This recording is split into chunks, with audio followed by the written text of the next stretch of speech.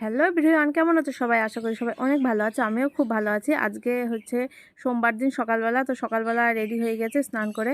আজ অনেকটা ভোরবেলাতে উঠেছিলাম, কারণ আগের দিন বলে গিয়েছিল যে অনেক সকাল থেকে ঢালাই শুরু হবে। তো আজকে ছাদ ঢালাই, ওই জন্য সকাল সকাল অনেক সকালে উঠে সমস্ত কাজ করে নিয়েছি আর স্নান করে রেডি হয়ে নিয়েছি। কারণ আমি এই পুজোটা সেরে নেওয়ার পরে তারপরে ছাদ ঢালাই শুরু হবে। তো ছাদ ঢালাইয়ের লোকজন সব চলে এসছে, তো সবাই বললো যে হ্যাঁ পুজোটা সেরে নিতে।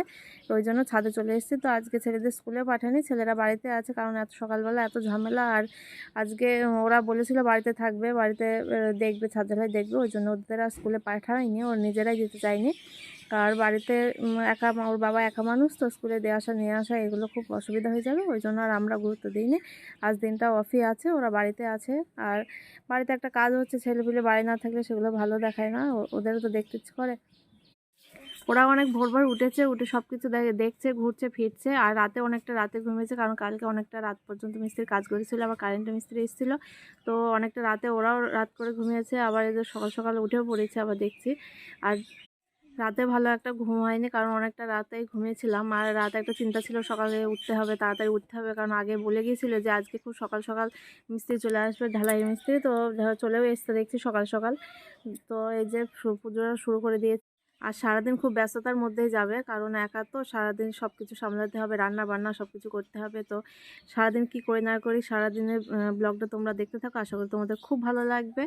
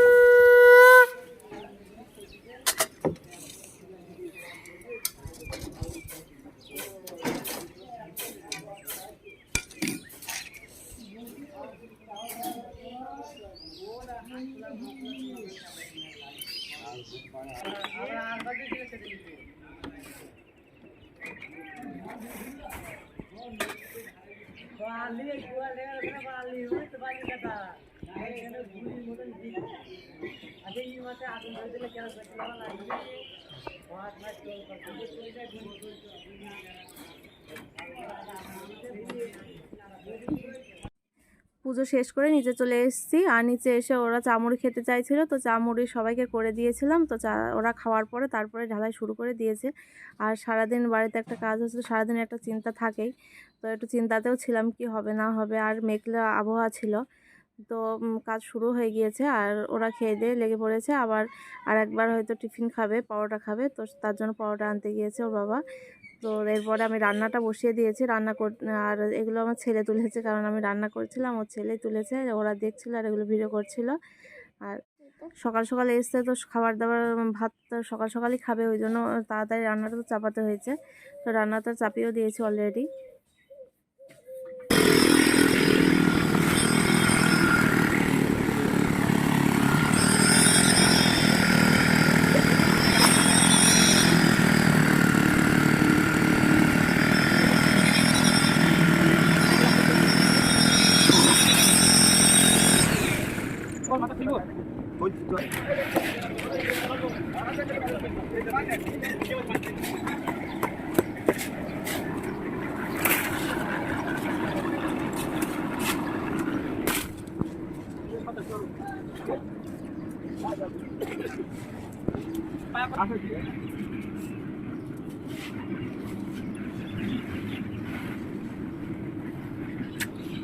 এখন বাজে বান্দা কোনো কাজ নেই।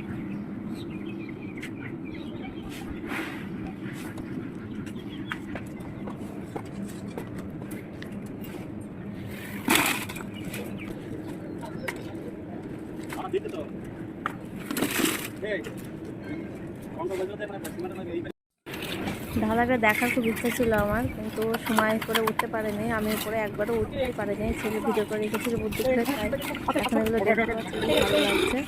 আর এই যে মিস্ত্রির কাজ, মানে যে আমাদের ঘরের মিস্ত্রি ছিল সেই মিস্ত্রির কাজ এখন শেষ হয়নি, তো একদিকে কাজ চলছে আর এদিকে ওই কাজও চলছে, দুটো কাজই একসঙ্গে চলছে। যে আগের ছাদ আর নতুন ছাদ একসঙ্গে জয়েন করছে, এটা অনেকটা হয়ে এসছে। তো পরে কি হবে সেটা দেখার জন্য খুবই ইচ্ছুক আছে।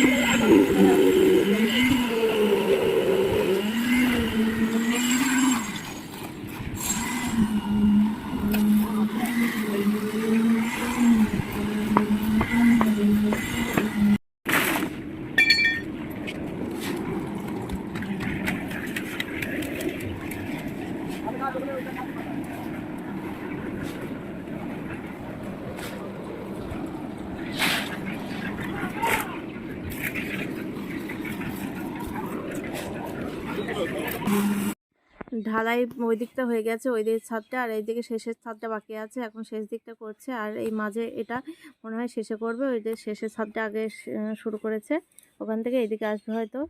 আর কিছুক্ষণের মধ্যে হয়ে যাবে, বেশিক্ষণ টাইম লাগছে না। আর মাঝে অনেকক্ষণ বসেছিল টিফিন খাওয়ার জন্য, তো ওই জন্য একটু লেট হয়ে গেল, অনেকটা বেলাও হয়ে এসছে দেখছি। আর এদিকে আমি রান্না করছি, রান্নাও হয়ে এসছে। ঘরের সামনে আমতলায় বসে রান্না করছে যে, আর ঘরের জায়গাটা খুব একটা বড় নয় রান্নাঘরে, ওই জন্য বাইরে বসে রান্নাটা করছি। আর যে মাছ ভাজছি, মাছটা রান্না হয়ে গেলে হয়ে যাবে, অন্য তরকারিগুলো সব হয়ে গেছে। আর ওরাও প্রায় কাজ শেষের দিকে চলে এসছে ওদেরও।